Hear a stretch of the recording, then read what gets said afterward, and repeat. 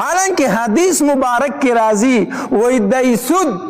او یا درجی دی د ټولو نه کم درجه او کوزه درجه دا ده چې یو انسان په خانه کعبه کې نعوذ بالله د خپل مور سره مخ تور کی،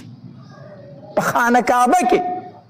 د خپل مور سره مخ تور کی. او بیا نبی علیہ الصلوۃ والسلام فرمایي وای د ټولو نه بدترین سود، د ټولو نه ناکاره سود، د ټولو نه لوی سود هغه دا ده چې ته د یو مسلمان عزت خراب کی، ته د یو مسلمان عزت خراب کی، ته د یو مسلمان غیبت کوي، ته د یو مسلمان په عزت باندې ډاکا چوي، داغه دور څه شوي یا نه شوي، ته معمولی خبره کو داغه وی لس خبرې پسې ځاله مرګري کې او په علاقه کې داغه غیبونه لټای خلکو ته بیانای، پلان کې دیسی پلان کې دیسی پلان کې دیسی.